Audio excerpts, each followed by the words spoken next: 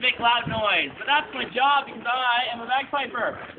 Welcome to the Halifax Citadel, and welcome to the noonday concert of the Pipes and Drums of the Halifax Citadel. Most of it specifically today pipe and drummer, but this is actually a little more historical than seeing a huge monstrous pipe band walking around the garrison. And that's because in terms of the Highland Regiment, they actually only had 6 pipers on staff and roughly about 22 drummers. Drummers were actually a little more important to daily garrison life than the pipers were, but the pipers also played a very important role. And as we're going to talk to you guys about today is about the role of the musicians up here, and sort of what you see musicians doing in the British Army. Now, if it's 1859, which is the time period that we represent here at the Halifax Citadel, if you're a private, you're actually going to make a shilling a day, and then you get a penny for beer. And life is pretty miserable, and you're not going to spend your beer money and save it up for a pocket watch. You're going to spend it on something that makes your life go a little bit easier for you, and obviously that's a good pint of beer.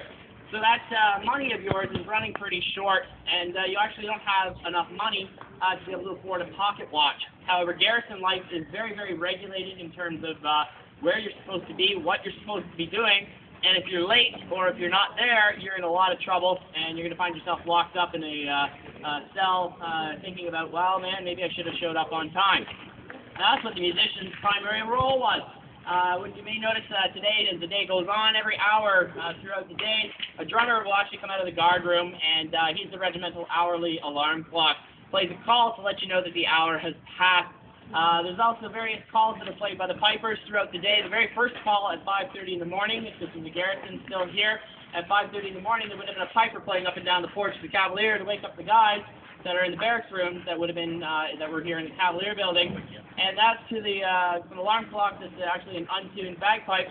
Halifax had noise bylaws, and you couldn't make noise until 5:30 in the morning. So, being a piper, I can tell you the sound of an untuned bagpipe is not pleasant. Try to wake up to one of those. Not a good scene. So, that's one of the examples there. There's also another pipe tune that comes out and is played 15 minutes before lunchtime, and that's an indicator of, okay guys, it's time to wrap up your tasks. It's almost lunchtime. The noon gun goes off, and they play a tune as well to indicate, all right, yes, indeed, it is lunchtime. And then again, another tune would be played at about 4:30 to indicate that it's time to pack it in for the day. And you can now go down to the Barrack Street district and get yourself in a little bit of trouble and enjoy that beer money that you were given by the Queen there. Very gracious of her to do that. So that's sort of the timepiece aspect of the pipes and drums up here. Some ceremonial role, but really they were mostly a pocket watch for the soldiers.